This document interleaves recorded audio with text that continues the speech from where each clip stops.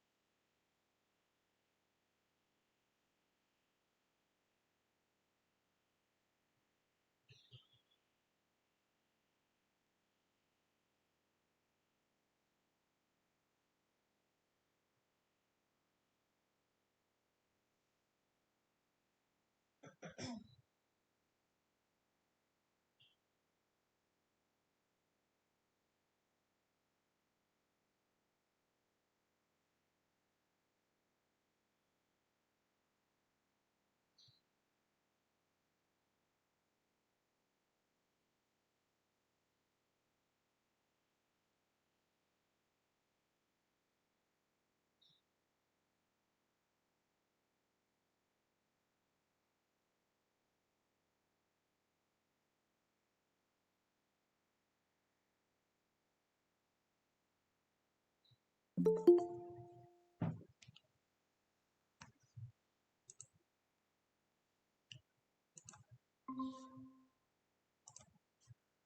so welcome to today's live session for the subject strategies for sustainable design. I think I'll start the session now. So this is session 9 for the ninth week, and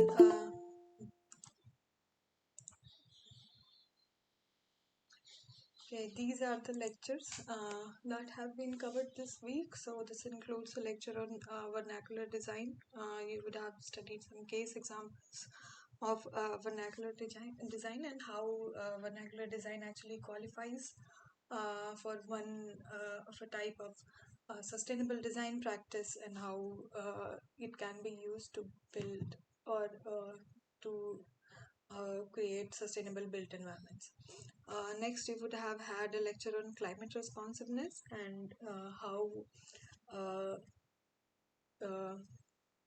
how climate responsiveness as a characteristics in building design is important for building sustainable built environments, and how what are the components that you can focus on and how it can be included in your building design.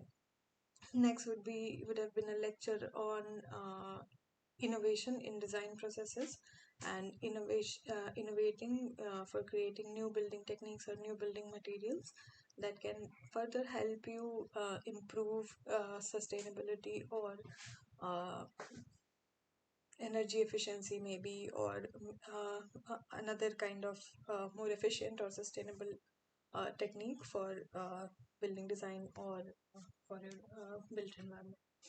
Last would have been a lecture on designing for net zero energy building, and how you can manipulate lighting and ventilation and views of the building, and how you can design or manipulate the building for achieving optimum human comfort in the buildings. So this is what has been covered in this week of lectures. Uh, and this is the question that was assigned in previous session. So it was a subjective question that was assigned. So in the previous run there were no objective questions assigned as you are assigned this in this run. So this was the question that was assigned in the previous run. So it was a question asking you to take a building in your locality and rate the building as per the IGBC rating system. So first, a little bit about the IGBC rating system. So the IGBC rating system rates buildings on the criteria of how green they are. So it is basically a green building rating system, and there are several different rating checklists or rating criteria for different kinds of buildings. So there are for individual dwelling units. So for residential, there are checklists for individual dwelling units, for multi unit or multiple dwelling unit, large gated societies, or multi-storied high-rise residential buildings, things like that. Then there are criteria for commercial buildings and other kinds of buildings as well. But what this question is asking you to select any building in your locality of residential type. So we have to focus for this question. We just have to focus on residential types of buildings and how they can be rated. So this is how the points are distributed in the IGBC rating system for residential building. But this is actually for a building or a uh, multiple dwelling residential units. So not just an individual home or an individual residential unit, but for a multiple dwelling residential unit.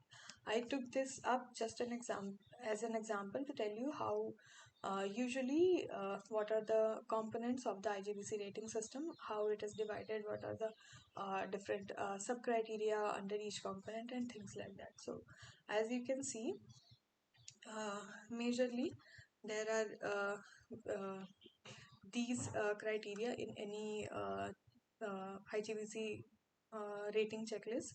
So first would be either sustainable design, or in some cases it is also called as site planning.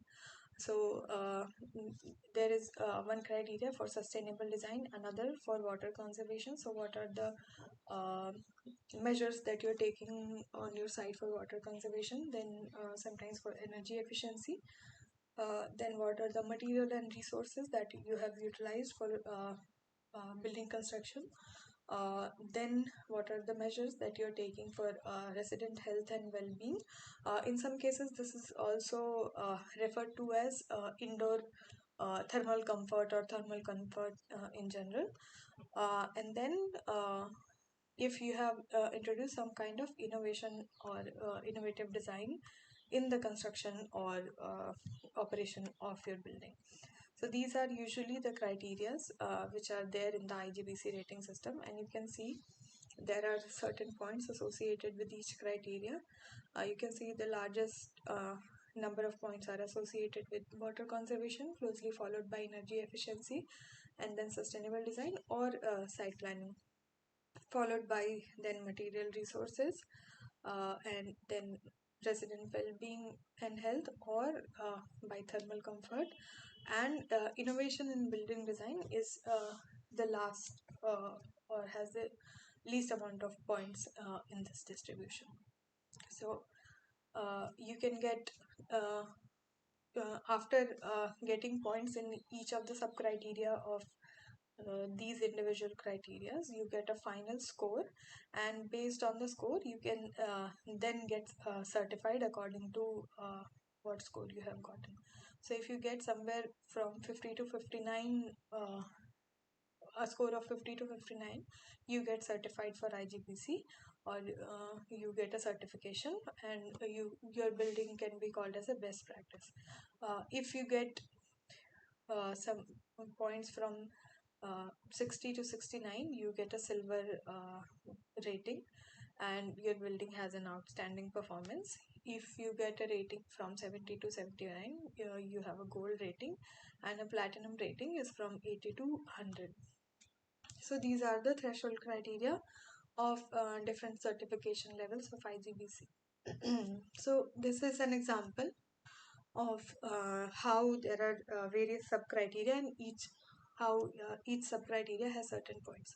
So you can see here, this is the sustainable design criteria which we saw here. So sustainable design has 20 points, and you can see it has total possible 20 points. So the maximum you can score in this criteria is 20 points. And to qualify for this criteria, you have to fulfill or to gain scores or points, you have to fulfill these two mandatory requirements, which is, first, you have to comply with the local building requirements or local building regulations, and second is that you have to implement measures of soil erosion control while you are doing your site planning, or you are preparing your site for the building construction. So these are the two mandatory requirements for this particular section.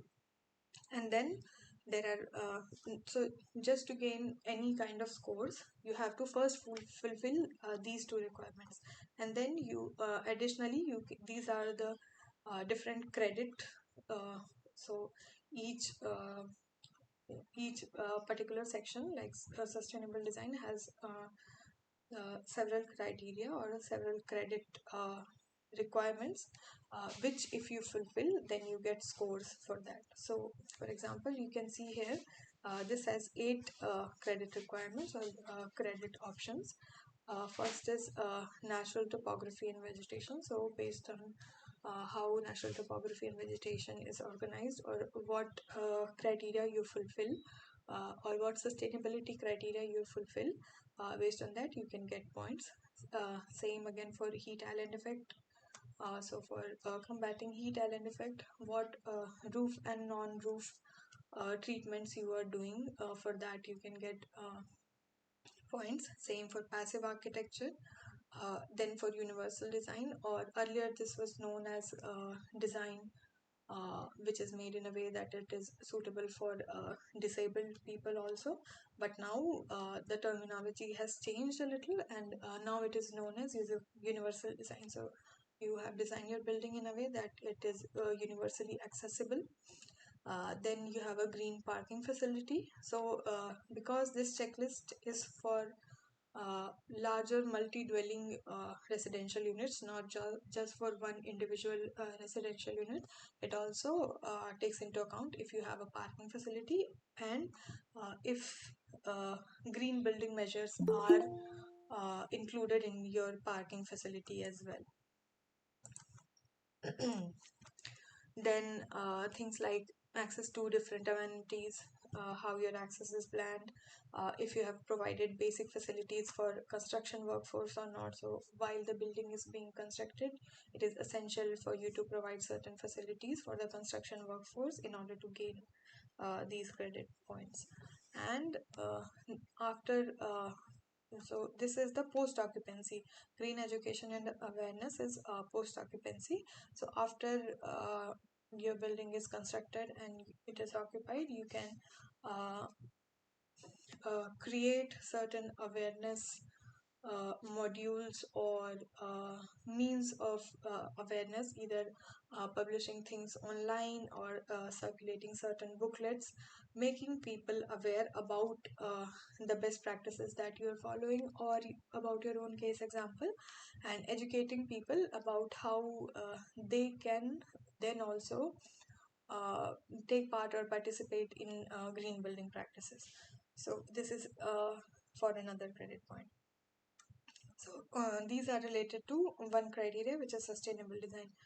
Then there are similarly other criteria for water conservation, like you have two mandatory requirements again. First, that you need to have water efficient plumbing fixtures in your buildings, and also you need to have some kind of rainwater harvesting facility in your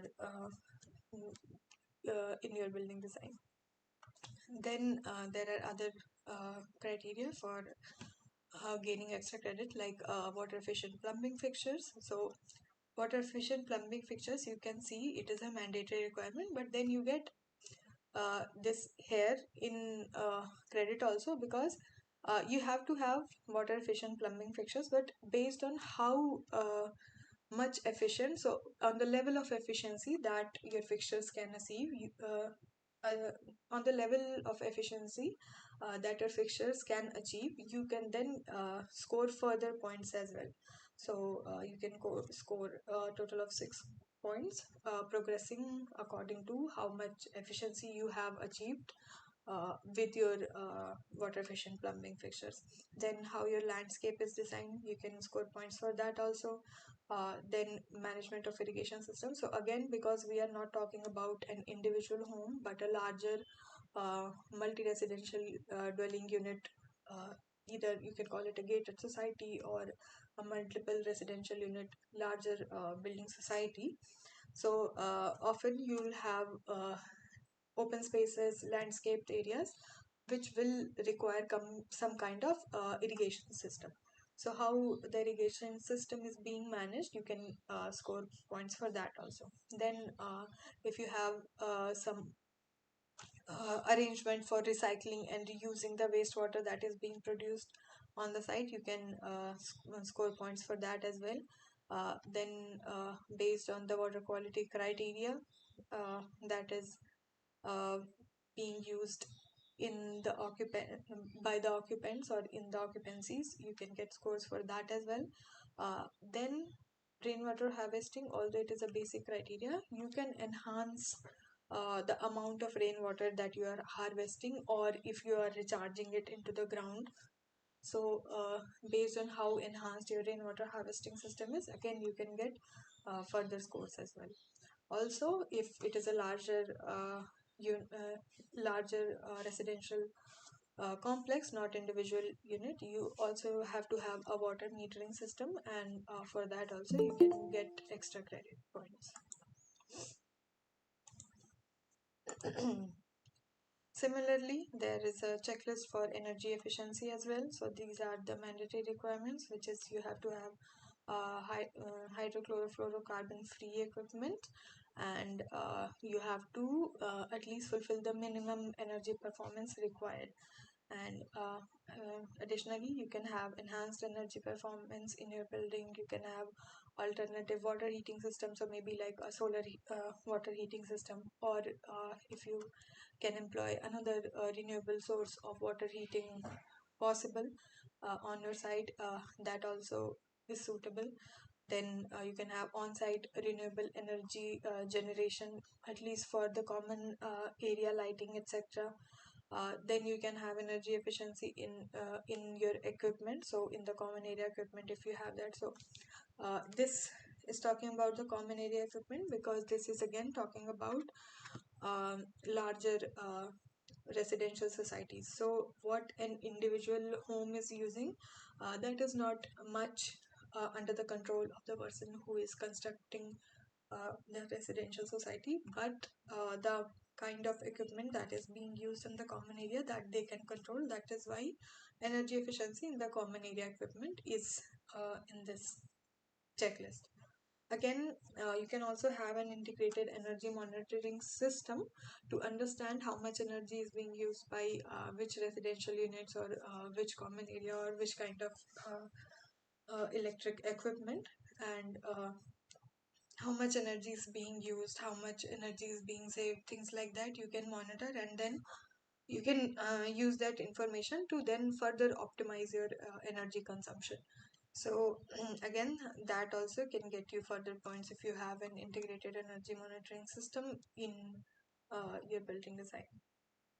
Similarly, there is a checklist for material and resources also. So there is a mandatory requirement that you have to have a method or a mechanism for separation of household waste, and then additionally you have certain criteria for getting credit points. Similarly, for residents' health and well-being, there are certain mandatory requirements, like you have to have minimum daylighting of 50%. Your ventilation designs should be optimum, and you should have a no smoking policy in your building or in your uh, residential complex. Additionally, you can get points for daylighting, for ventilation design, for cross ventilation, for connectivity with exteriors, and for the kind of materials and paints and adhesives that you're using in your building construction, and also for providing a facility for physical well-being. Lastly is the checklist for innovation and design. So for some kind of innovation in the building design that you have used, or if your building is giving some kind of exemplary performance, which can be emulated by other uh, people who are looking to incorporate green building design in their design, that as well. And then last is the criteria of IGBC accredited professional, if uh, that professional is involved in the design and construction of the building, that again gets you another point. So this is what the checklist usually looks like, and there are several checklists, and in each checklist there are similarly several sub criteria based on each kind of building criteria. And then as we discussed about Griha rating, there it is quite similar to that. You can then similarly score points for the building that you're trying to study, and you can score point for that building as well based on the criteria that is mentioned. So as we had uh, a kind of guideline document which guided you that how you can score for each criteria or each sub criteria, and how you can assign the points or the scores. You have the IGBC green rating system guideline document for the similar purpose. So if you go to the website,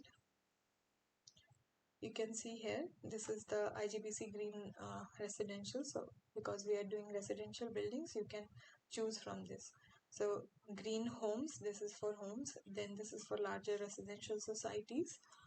This is for affordable housing, and IGBC Nest is actually for tenements. So if you're uh, constructing a building that you plan on lending out or renting out as tenements, then you can follow IGBC Nest checklist.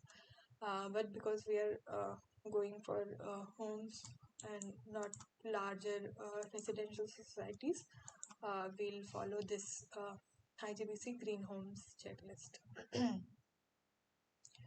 So this, when you click through, it gives you an overview of what IGBC Green Homes plans to achieve, what benefit, what tangible and intangible benefits you can hope to get if you follow the green building guidelines, and the overview of uh, the rating system.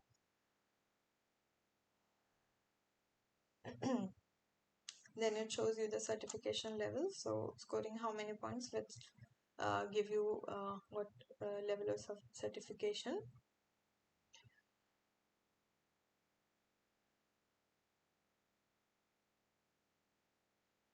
And then here you can get the reference guide also.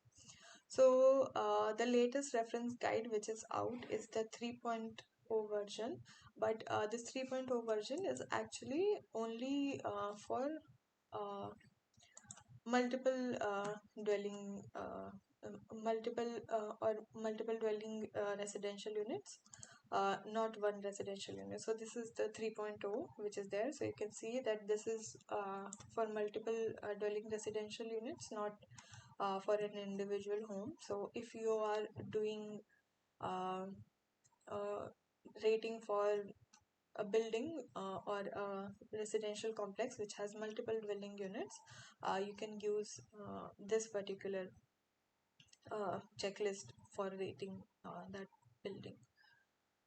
So you can see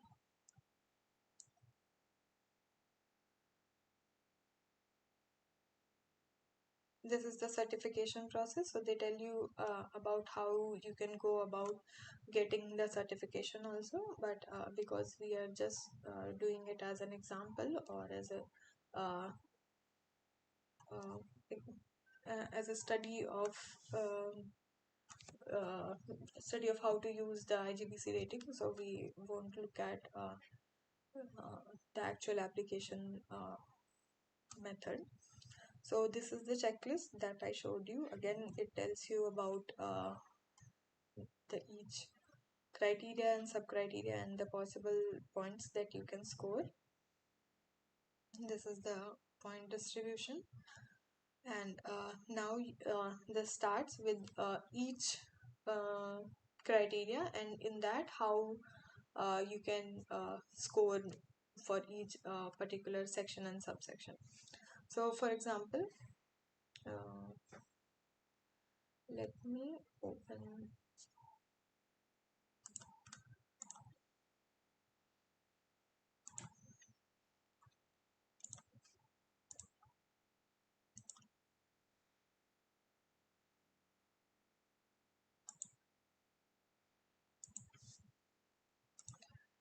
So I think you can see my entire screen now.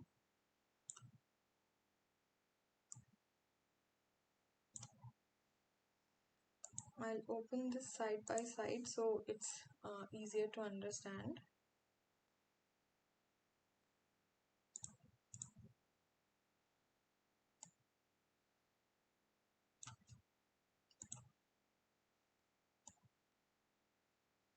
Okay, so for example, you can see here, this is the checklist, and this is the checklist for the multi-dwelling residential unit, and this is the guidelines for multi-dwelling residential unit. And you can see for uh, each particular criteria or sub criteria, you get detailed guidelines of what is the intention of that particular criteria, what are the compliance options that you need to see, that you need to check, So by checking those particular options, you can then identify whether the building complies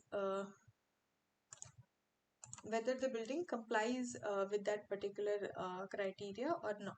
Okay, so like you can see, the first mandatory requirement is that the building should follow local regulations.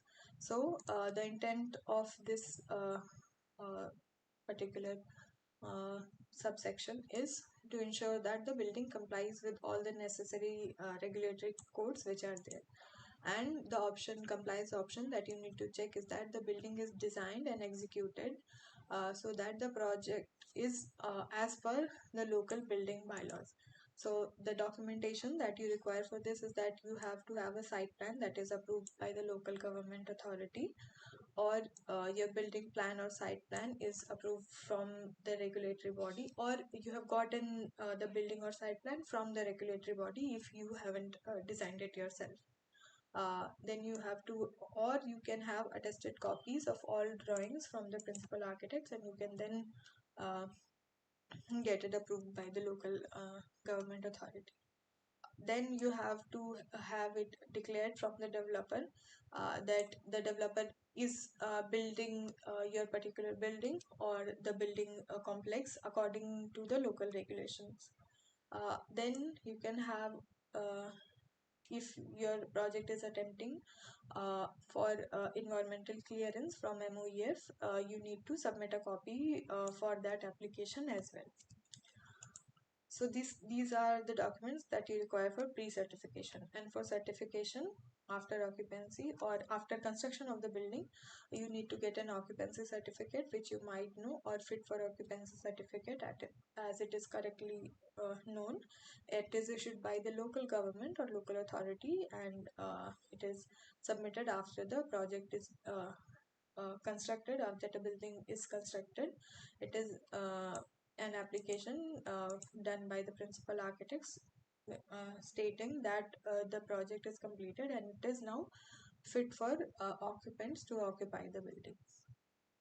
Then after certification, you have to have floor plans, elevation sections, all of them you have to have them approved by the local government or the local authority, and you have to have photographs at the site level, building level, from all orientations taken after the completion of the project. So you have to have all these documents required in order to then say that yes, your building complies with all the statutory regulatory codes. So this will then fulfill the first mandatory criteria for the IGBC rating. Second mandatory criteria is soil erosion. So you can see here, this is then the description of what you need to do for soil erosion. So the intent of this criteria is that you should aim to control soil erosion and sedimentation in your site, thereby reducing the negative impacts to the site and the surroundings. So when we construct a building, we usually dig up the soil present on the site for laying the foundation of the building, and in doing so, many a times we influence soil erosion, or we set into action some soil erosion in either in the site or in the surrounding areas. So in order to combat that, this is the mandatory requirement that has been set by IGBC, which makes sure that you are ensuring that you are not uh, constructing your building or practicing building construction in such a way that it is enabling or worsening soil erosion in your particular site or your site's surroundings.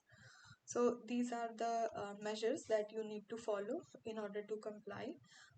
First, so it says that soil erosion measure for pre-construction, during construction, uh, should follow the NBC's best management practices that have been highlighted in the NBC 2016. And these are the key things that you need to follow. First is that the fertile topsoil that you have taken out while digging earth for uh, uh, while doing your earthwork uh, for a building construction, for laying your foundation, etc.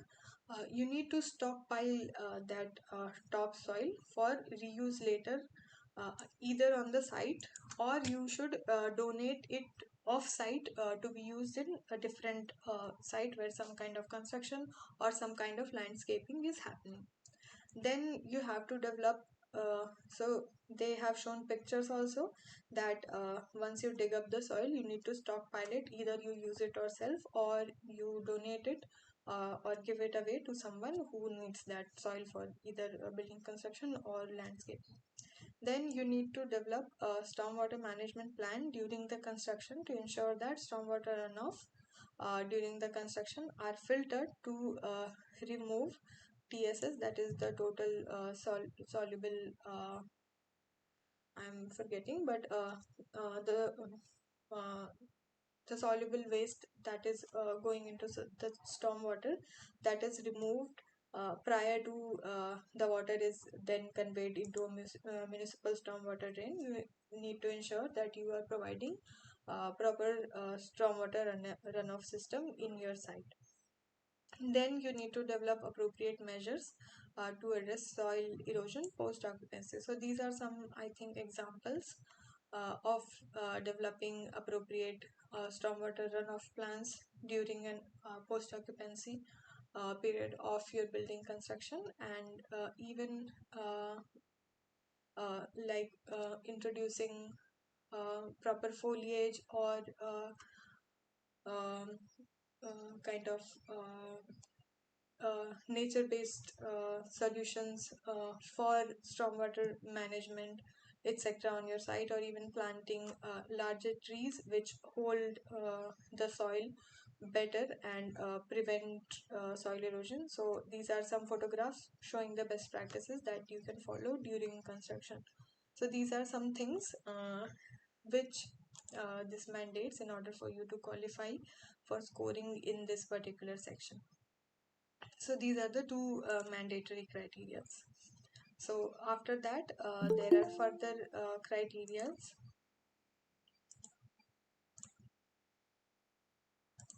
that you need to fulfill in order to score points. So uh, we'll now take an example in order to understand this better. So this was the checklist for multi-dwelling residential unit, and this is another checklist which is for an individual residential unit. So we are taking an example of a hypothetical building for make to make things easier for us to understand, because this is a practice exercise. So I just wanted to make things a little easier to understand. So I took example of a hypothetical residential building uh, which has a site area of 200 square meter, a building footprint of 100 square meter with some paved area of 25 square meter, and a total built up of 200 square meter. It has a certain number of mature trees on the site which have all been protected. None of the trees have been cut, and it has an installed capacity of solar water heating of 500 liters. So this is example of a hypothetical residential building which we are taking in order to uh, understand how you can go about scoring for your building. So again, we cannot follow this particular guideline because it is for multiple multi-unit residential buildings. As I showed you, we because we are doing because we are taking an example of a single or individual residential home, we need to then we need to then follow checklist which is appropriate for a single unit and not a multi-unit residential building. So for that we need to follow the version 2.0, because the uh, version 2.0 is the latest uh,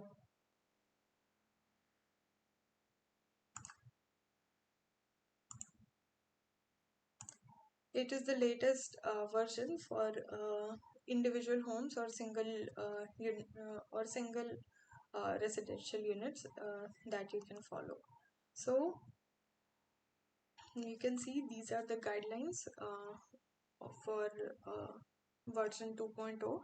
So these guidelines are both for single or individual residential units and multi-residential units. But if you want to do the rating for multi-residential units, you should follow the version 3.0, which is the latest version. And this for multi-residential units, you shouldn't follow this particular checklist.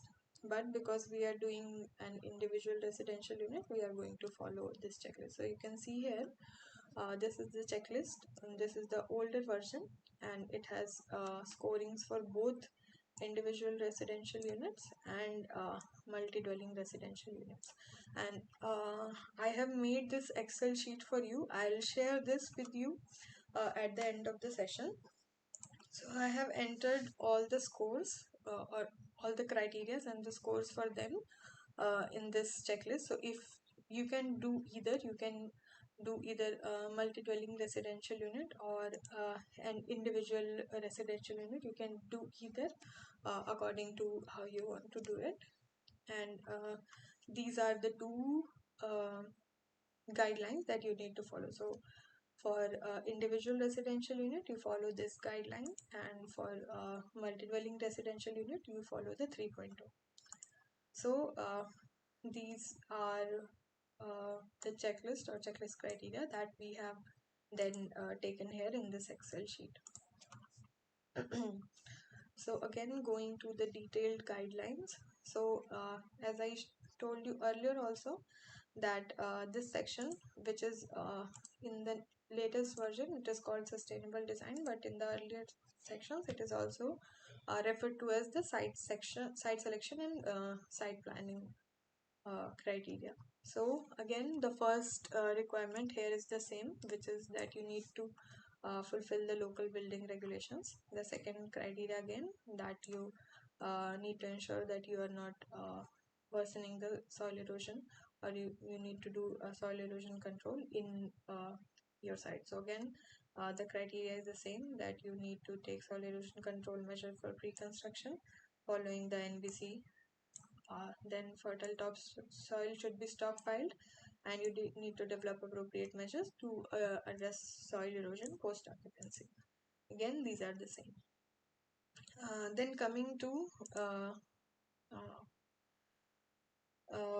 the criteria in which you can score points. So the first criteria is basic household amenities, and you can see here that for to qualify for this, the intent for this is that you need to reduce negative impacts caused to the environment from automobile use by providing basic household amenities nearby the building or nearby the residential area, thereby enhancing quality of life. So what basically it is saying, that if basic amenities like banks, schools, parks, etc., if they are located very far away from where the residential building is located, then it will promote more automobile use by the residents.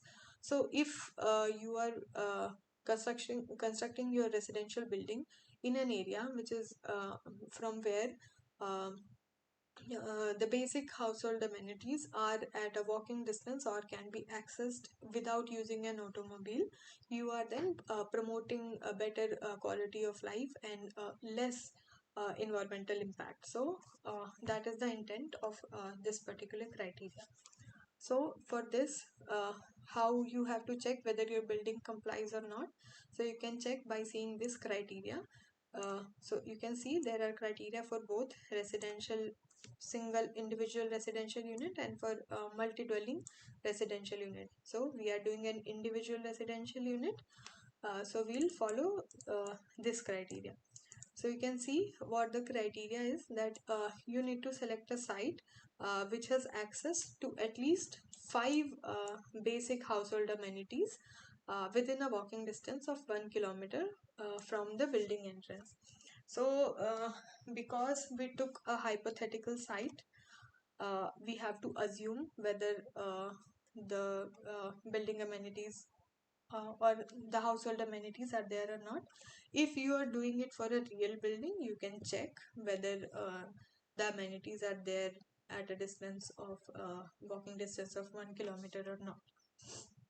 So they also provide a list of the amenities which actually qualify for whether they are basic amenities or not. So you can see a bank or an ATM, a beauty salon, bus stop or a railway station, educational institutions like preschool, school, college, etc., electricity or water, utility bill payment counter, electrical or plumbing services, grocery store or a supermarket, a hardware shop, a laundry service, medical clinic or a hospital, parks, gardens, place of worship, playground or a jogging track, a pharmacy, post office or courier service, a public library, restaurants, refueling sessions for automobiles, sports clubs or fitness centers or gyms, stationery shop, theater, etc. So these all qualify as less basic household amenities.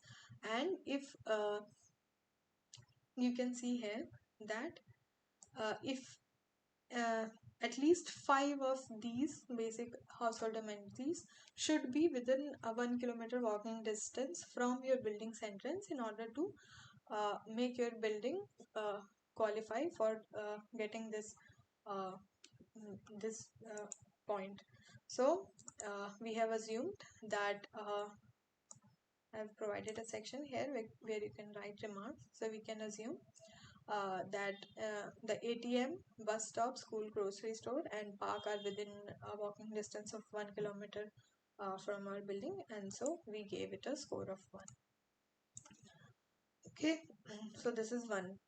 Similarly, you have another criteria which is about the natural topography or vegetation.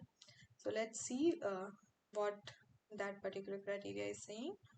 So this is for SSP credit 2 or uh, sustainable development. If you call it sustainable development, it will be SD credit 2.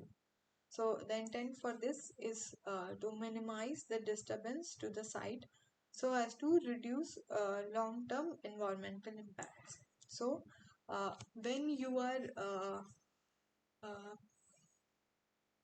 constructing your building on the site, you have to minimize the disturbance on your site. So you have to make sure that you are not uh, uprooting the whole site. You are not just digging and leveling your entire site before constructing your building. You should essentially aim to preserve as much as possible the natural topography or vegetation of your site as is, and you should make minimal changes and try to preserve the natural topography or vegetation on your site. So the intent of this particular criteria is that.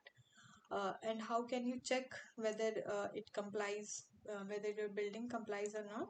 So you can check in this way. So you can avoid disturbance to the site by retaining natural topography or vegetation, and or you can design vegetated spaces for at least 15% of the site area.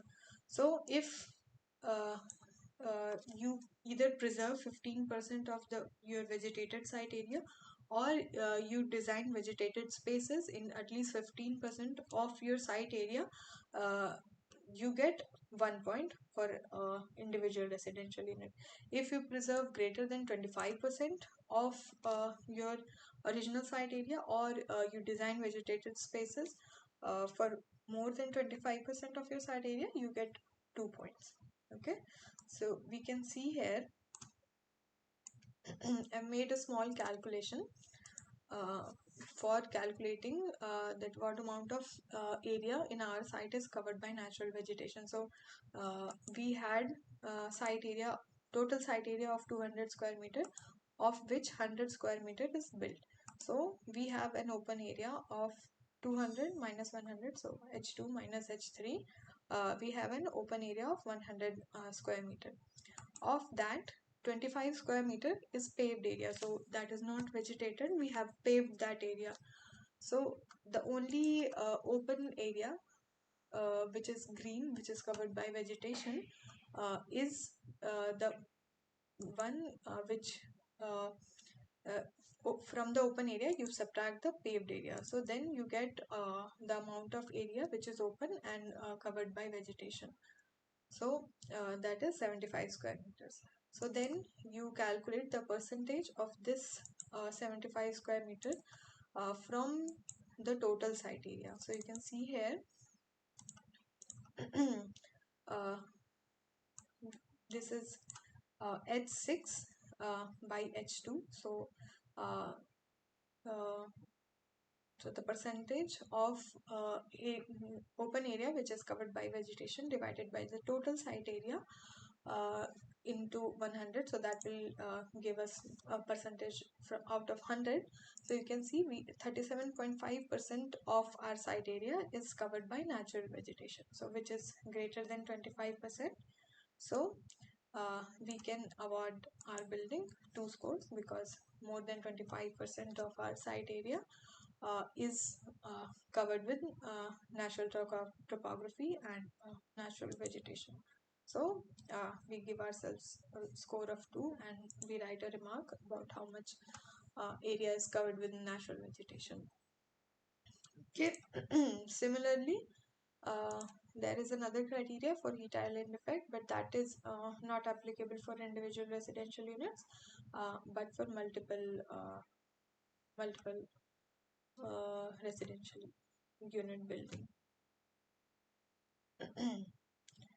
Okay, and that is heat island effect for non-roof area, so which is not related to the roof of the buildings. For individual units, we only see the criteria of heat island effect that is associated with the roof of the building. So usually multiple dwelling units have larger green areas or larger open areas, and they have a more of control over how they can manage the heat island effect from the non-roof areas or non-roof open areas in the building premises. But individual residential units don't always have that much open uh, non-roof area, so that is why only heat island effect that is combated by the roof area is only taken into consideration for individual residential units. So you can see here uh, heat island effect for non-roof, this we are not considering because it is for individual residential unit. But if you want to do for multi-residential unit, you can take this as well. Uh, but let's see the heat island effect for roofs, or how through your roofing system you can combat heat island effect, and for that you get points. So the intent of this criteria is to reduce heat island effect or thermal gradient differences between developed areas to minimize impact on the microclimate. So essentially it aims uh, to reduce thermal gradient differences between the developed and undeveloped area, and tries to use materials or designs in a way that it minimizes the heat island effect in the constructed area. So how can you check whether your building complies with this or not? So you check whether the material that you have used for roofing, whether it has high solar reflectance and thermal emittance or not. So things like white or light colored china mosaic tiles or white cement tiles or high reflective coatings or other reflective material surfaces, you can install them on your building's roof, and it should cover at least 50% of the exposed roof areas. Then you can say that yes, you are using materials with high SRIs on the roof of your building. Also, you have to provide pervious vegetation to cover at least or you can provide pervious vegetation to cover at least 50% of your exposed roof area. So you might have heard about green roofs. So either you can use materials with high SRIs, or you can use vegetation on your roof, so create a green roof essentially. So if you do either of these things, you comply with the option that this criteria is seeking. So again, you have to check whether your roof is low sloped roof, or it has steep slopes, and you can check your slopes by this. So if your slopes, you have to check if your slope has gradient of 1:6 or greater, then you only need to install materials which have an SRI of 29 or more. But if you have low slope roof, like in our case, we have flat roofs, so our roof does not have slope. So we need to provide the material on our roof which has SRI higher than 78. So uh, because ours is a hypothetical example, we have written that 80% of our roof, which is a flat roof, it is covered with SRI material, which is high SRI material, which is white cement tile. So you can see here, okay, not in this, but in this guideline, they have even provided the SRIs of some common roofing materials, which you can take as guidelines to use in your particular building.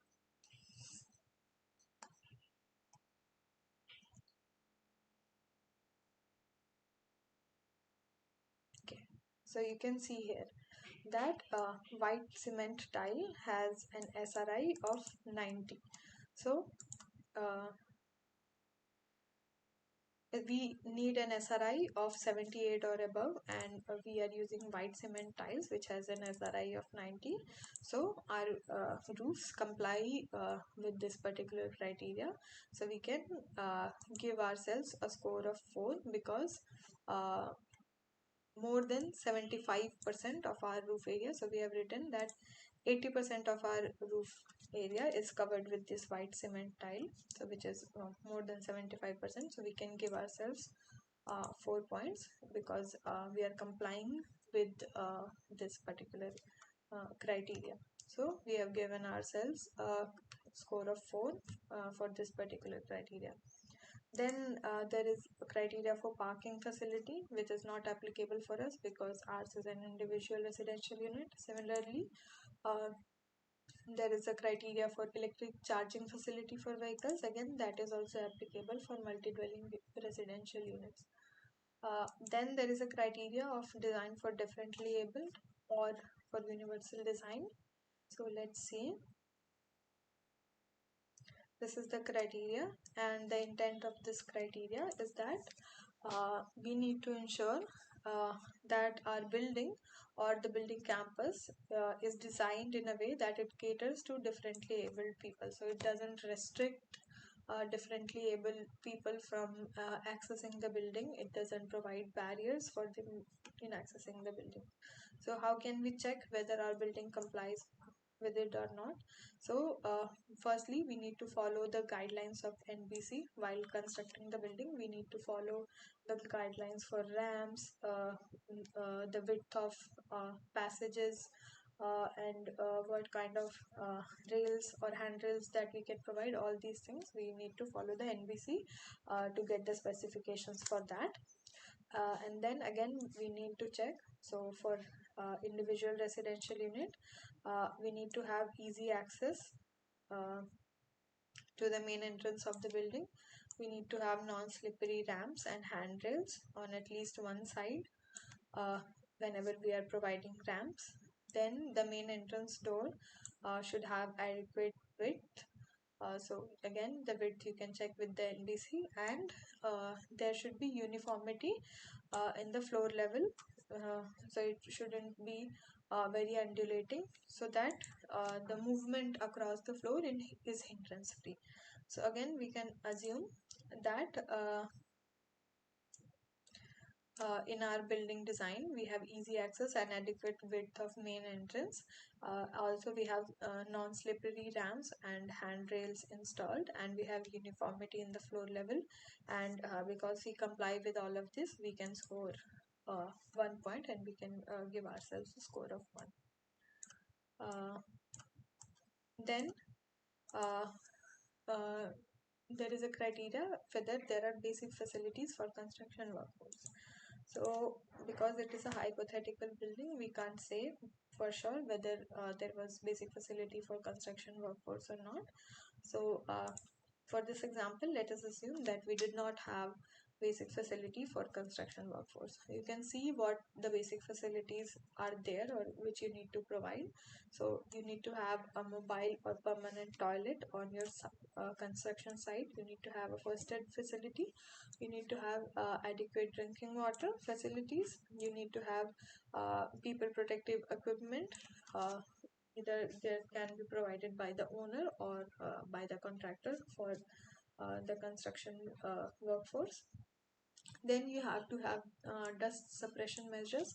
So all the dust that is occurring because of the construction activities, you can have measures to suppress that dust, either hang uh, uh, dust separating green curtains, or you can spray water periodically in order to suppress the dust that is there on the construction site.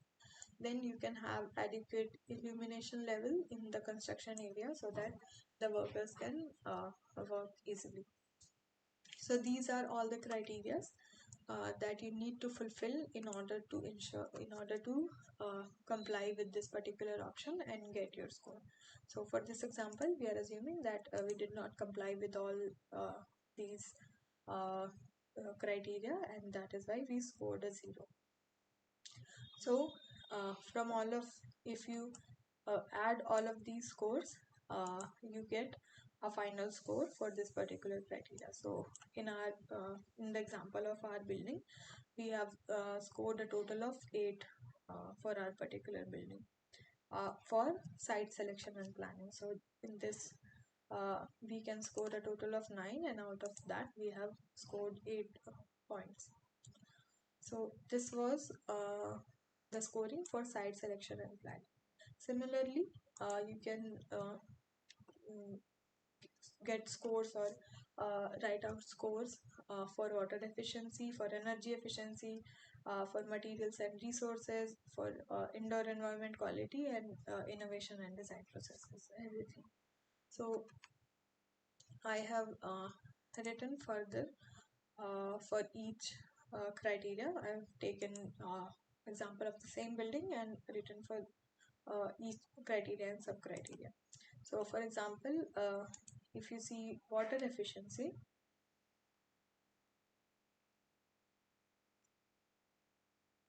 so this is the another criteria, water efficiency.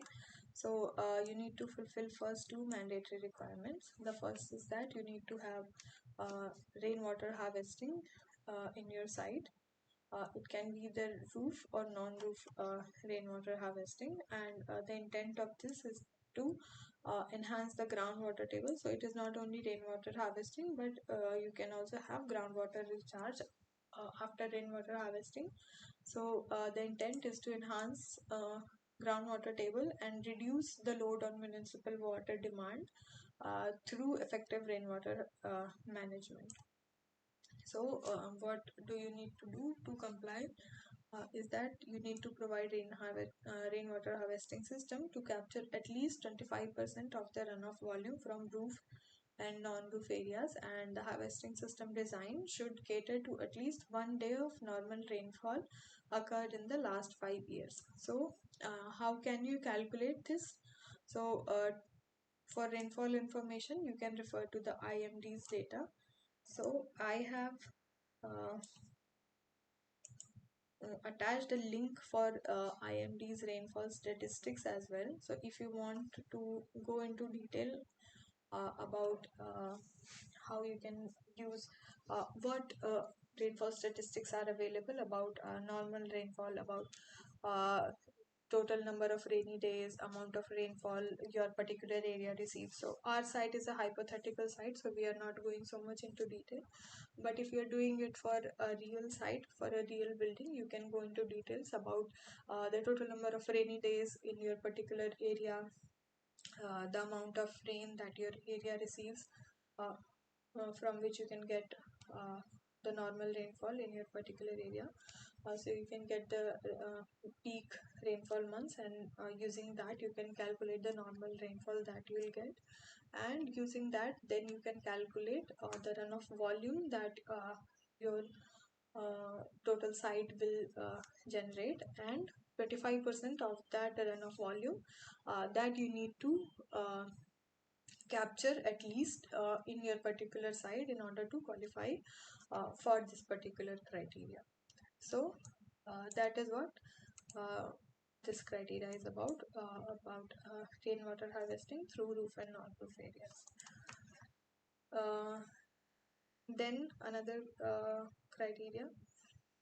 So in order to calculate the surface runoff, you need runoff coefficients also. So conveniently, they have provided the runoff coefficients for different kind of surfaces and different kind of materials for different surface types. So if you have cemented or tiled roof, uh, it will have a different runoff coefficient. If you have turf on your roof with a particular slope, the runoff will be different. For your pavements also, if you have a concrete pavement, the runoff will be greater. Gravel pavement will have a lesser amount of runoff, and if you have vegetation, you have a different kind of different amount of runoff. For all, runoff coefficient is given here itself, and you can use this runoff coefficient to then calculate the amount of total runoff that you'll get in your site, and 25% of that you need to at least capture from the rainfall in order to qualify for this criteria. So I hope that is clear. The next criteria is for water efficient plumbing fixtures. So the fixtures that you will be using in your building, they need to be water efficient plumbing fixtures, and they have given the different types of fixtures, and their baseline of uh, uh, what regular plumbing fixture, what the amount of water the regular plumbing fixture uses.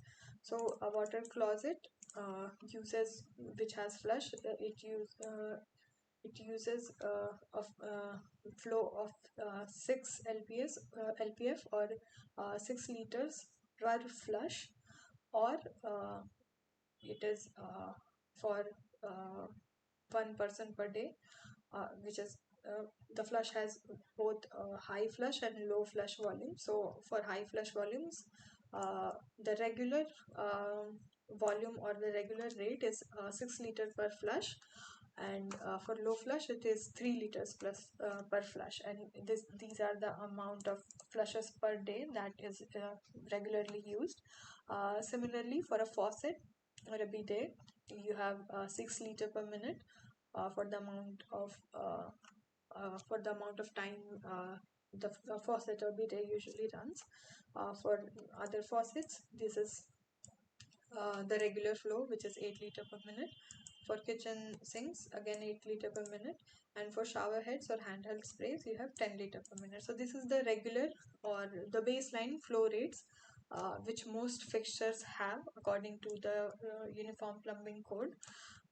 What your fixtures need to do is that it needs your fixtures should have flow rates which first meet the baseline criteria in order to qualify for this. Again, uh, if you have flow fixtures which have flow rates lower than this baseline, you can then get further points as well.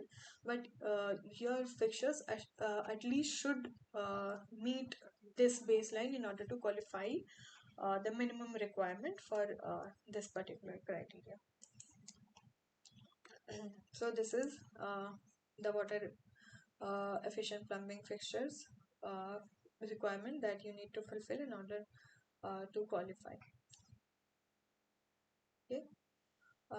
Then the next criteria in this is landscape design. So in this, the first intent of the first criteria is that you need to design landscape in order to ensure that your land cover uh, consumes minimum possible water. So how you check the compliance is that you use stuff on the site so as to conserve water and ensure that landscape area is planted with drought tolerant species.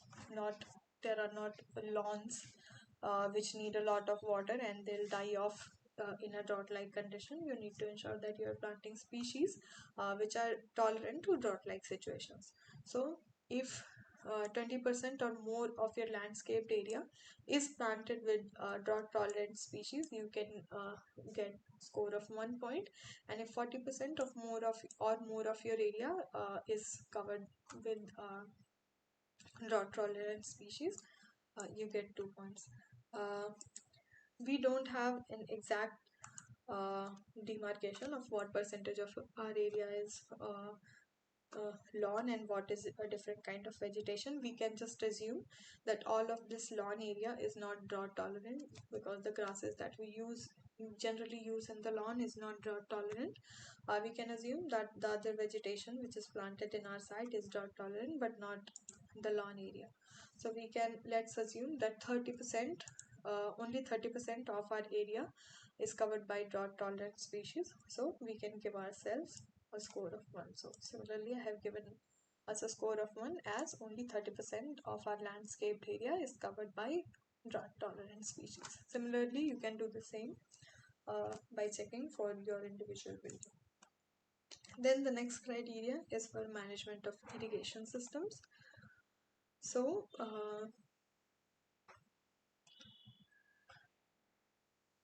this is the criteria. The intent of the criteria is to reduce water demand for irrigation through water efficient management systems and techniques. So in order to comply for individual home, you need to have at least 3 of these features in your irrigation system. First, you need to have a central shut-off valve which can shut off water supply to the irrigation system from a central area. Then you can have turf, and each type of bedding area should be segregated in independent zones based on what kind of watering needs the each area has. So a lawn will have a different kind of watering need, different kind of vegetation plantation, maybe hedges or hedgerow will have different watering needs. If you have large trees in your site, they will have different watering needs. So you need to segregate independence zones in your site based on what kind of watering needs your site has. So if you have segregated, again you qualify for one the feature. Then you can have at least 50% of the landscape beds should have drip irrigation type of systems in order to reduce evaporation from the area that is being irrigated, and thus you can reduce the amount of water that is being consumed in irrigation. Then you need to have pressure regulating devices to maintain optimal pressure in the irrigation system in order to prevent water loss from irrigating. Uh, and additionally, if you have any other innovative method for watering, again you can qualify that as one feature. So we have assumed that we have a central shut-off valve, we have landscaped area segregated into independent zones, and we also have pressure regulating devices in our irrigation system. So because we have 3 of these features, we get a score of 1 for this criteria. Okay. Moving on to the next criteria, which is rainwater harvesting for roof and non-roof areas. So as I told you, you can calculate the amount of water that you need to capture minimum, and that is 25% of the runoff that you are getting. So if you are capturing 50% or more of the runoff from roof and non-roof areas, you get 2 points. And if you are capturing 75% or more of the total runoff from your side, then you can score 4 points. So we have assumed that our rainwater harvesting system is capturing 50% from the roof and non-roof areas. So we have given ourselves a score of 2. The next criteria is okay. Again, one thing you need to see that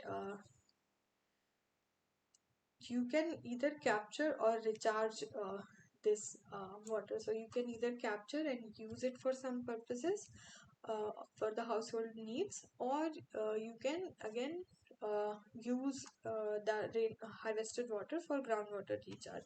But again, if you have then you have to see whether the central or state groundwater board recommends artificial rainwater recharge in your particular area or not. So again, you can see in the local bylaws and in the central or state water board guidelines that in your particular area whether you can or cannot do artificial rainwater recharge.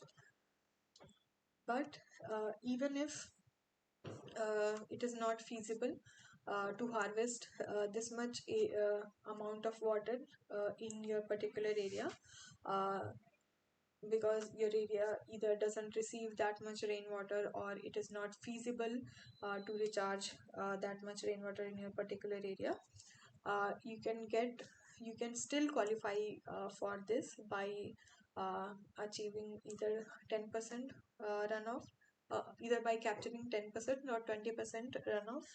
And if you belong to such an area where it is not feasible, in that area, even if you capture 10 or 20% runoff from the roof and non-roof areas, you can still qualify for this and can score 2 or 4 points for this particular criteria. So I hope that was clear. Now we move on to the next, which is water efficient plumbing fixtures.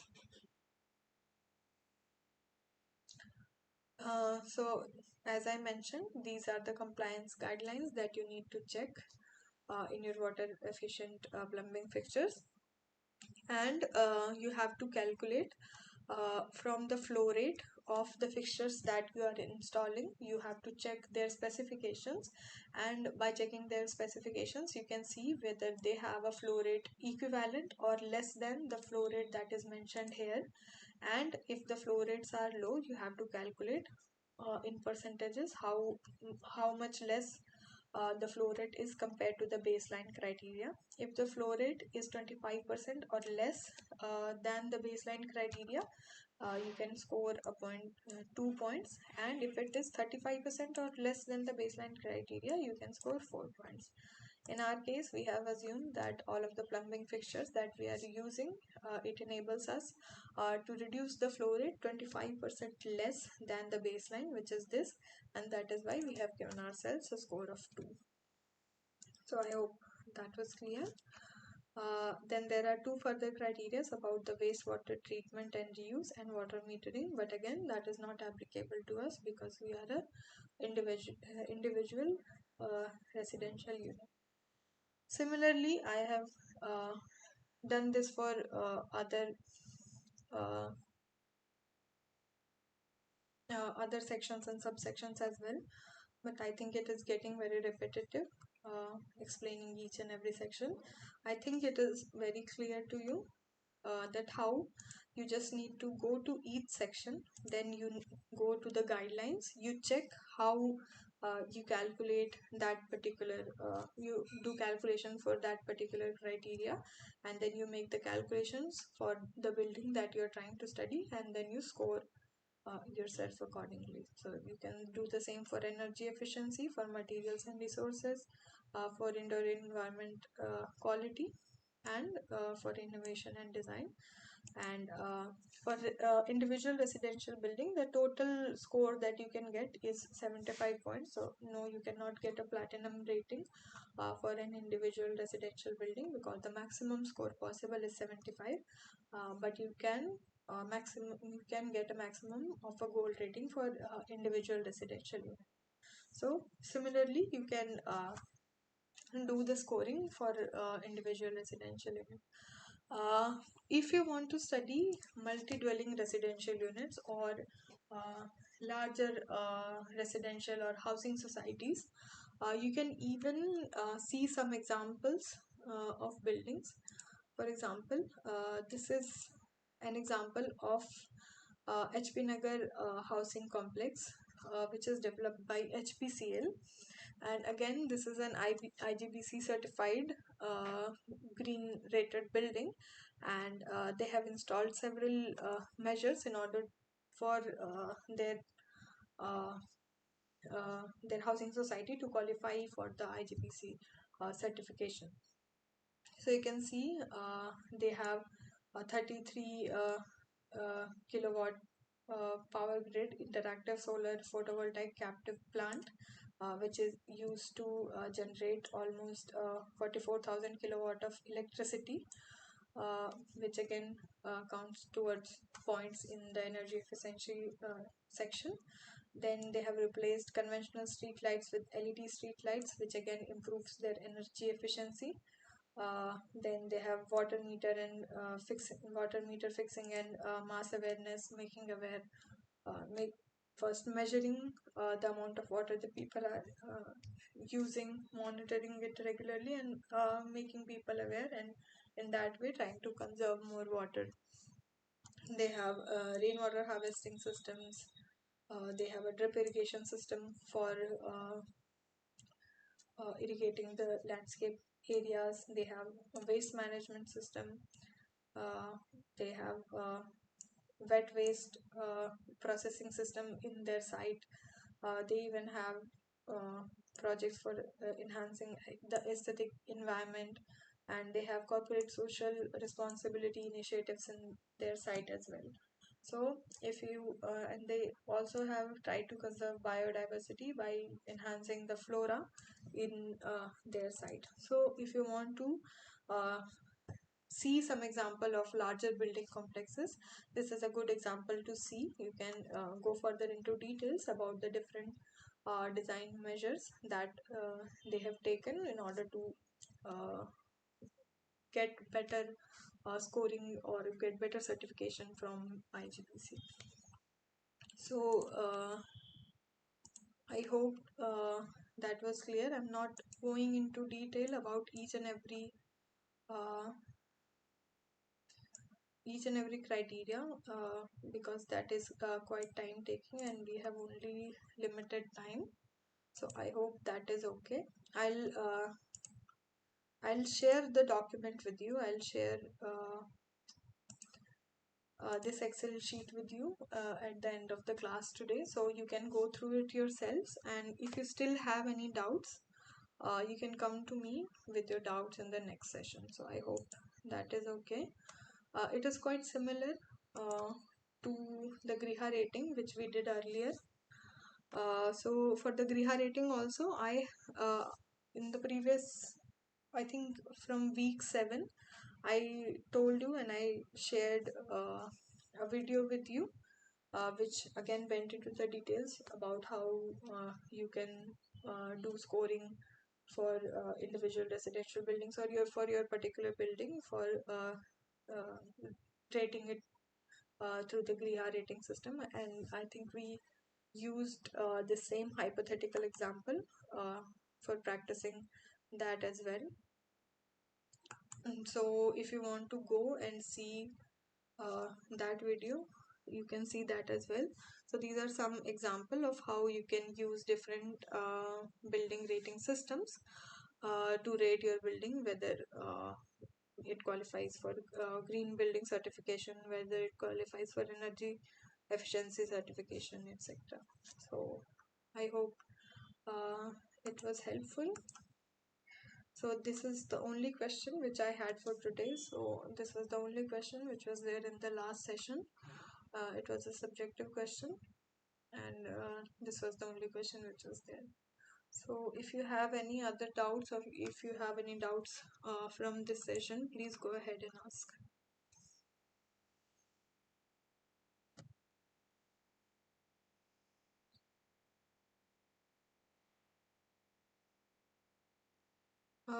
These questions, these subjective questions, I think I should iterate this again, that you are not going to get subjective questions in your exams. Your exams are going to be are going to be objective questions only, as it was mentioned in the forum, answered by the teaching assistant, that your exams will only have objective type questions, no subjective questions.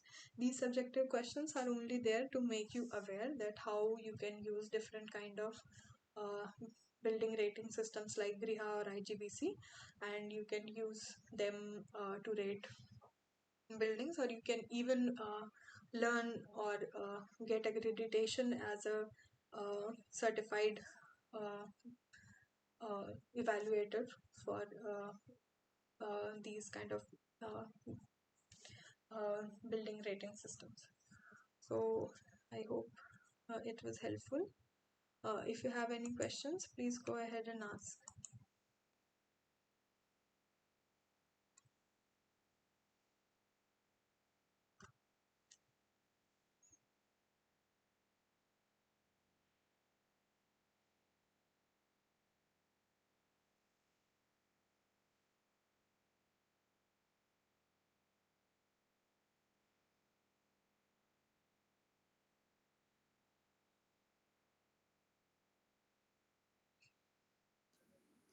Hello.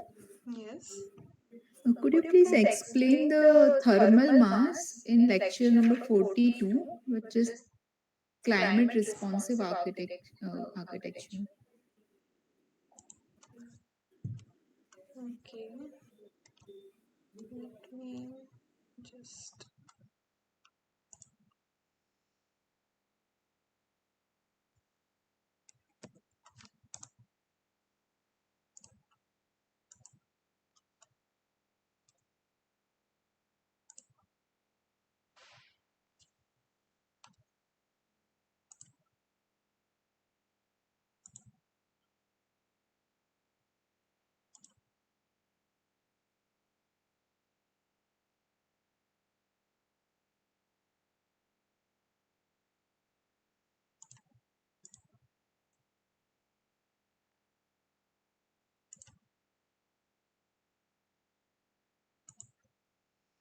Which lecture did you say? 42. Climate responsiveness.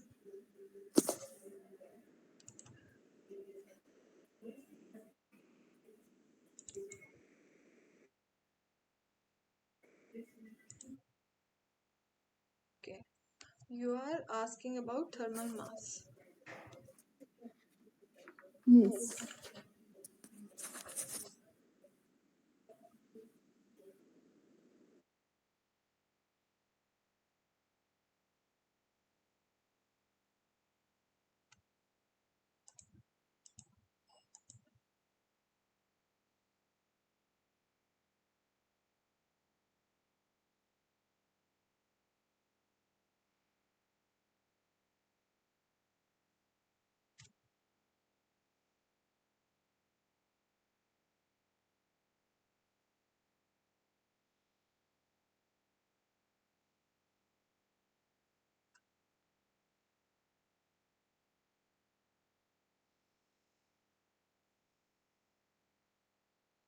If you could just tell me how much far ahead is it?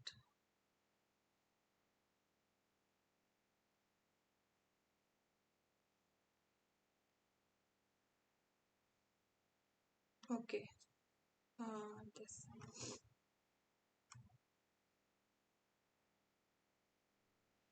Okay, so this is basically, this slide is talking about thermal mass, and it is talking about different weather scenarios. And in an area which has more or in uh, different kinds of weather, you can use thermal mass for different situations. So thermal mass is basically referring to the ability of any kind of building material to absorb and store heat within the material. So based on different climatic condition and based on different weather, you use the thermal mass of the building material in different way.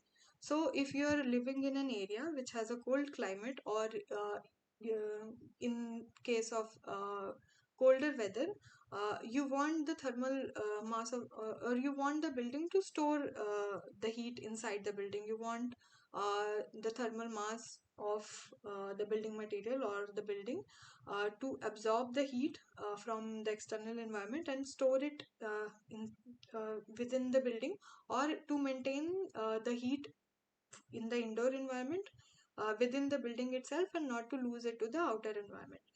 Similarly, in a summer uh, weather or in a climate which is uh, hot, you want to prevent the external heat from entering the building.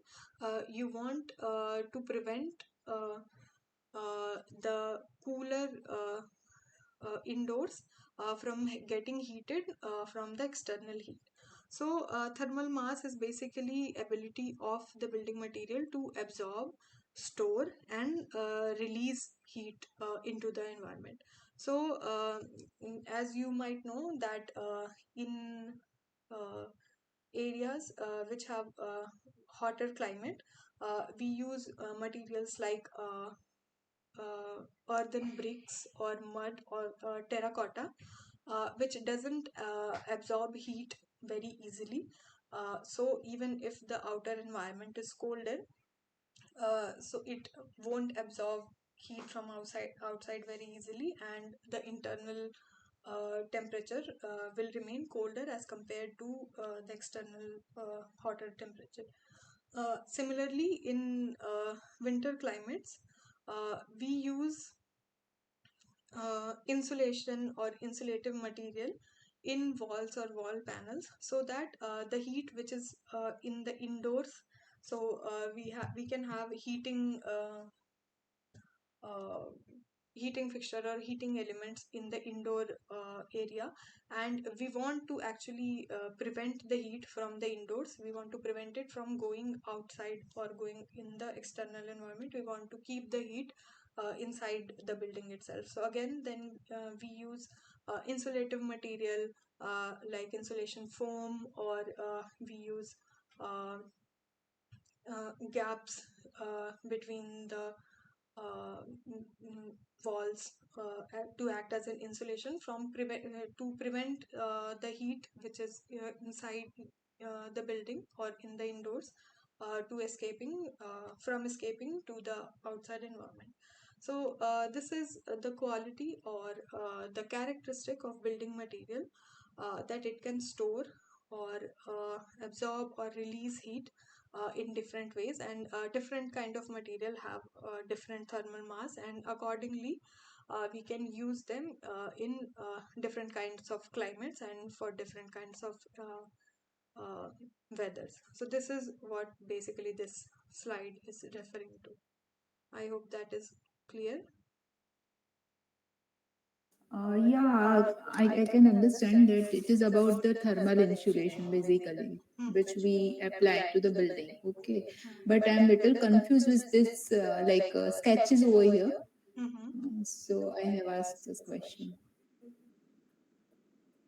So this is basically showing you that in case of certain building materials, the building material will absorb heat during the day when the sun is shining, and then it will release the heat slowly during the night when the external temperature is colder compared to during the day. So in this example, it is showing that during the day, this material which is there in the floor of this building, it has a certain kind of uh, quality or characteristics that from the winter sun it absorbs the heat during the day, and during the night when the external temperature is colder it is releasing that heat back into the indoor environment, which it collected during the day. Similarly, uh, in this picture it is showing that in summer weather the same material absorb the heat from the internal or from the internal temperature of the building, and then transferred that heat into the ground below it. And at night you have the fenestrations open and the air is circulating, and then again this uh, material is transferring uh, uh, uh, the colder, or it has become colder as compared to uh, the internal temperature, as it has dissipated the heat into the ground, so it is colder as compared to the indoor temperature, and then because of that it is creating a more colder environment in the indoor building space. I think this is what the image is trying to show. I cannot say for sure. Uh, you need to go back and check the lectures. If the lectures explain this in detail, uh, you follow that. But this is what basically thermal mass is. It talks about the property of elements to store and to absorb, store, and release heat in ways, and how we can use that to our advantage in order to maintain thermal comfort in indoor environments. I hope that is clear. You still have any Yeah. questions? No, no, no. Thank you. Okay. Any other questions?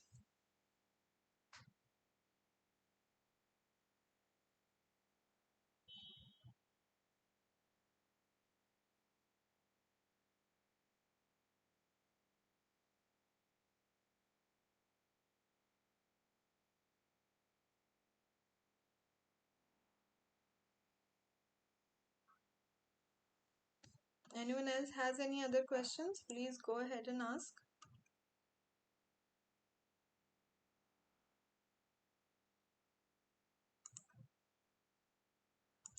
If there are no questions, should we close the session for today?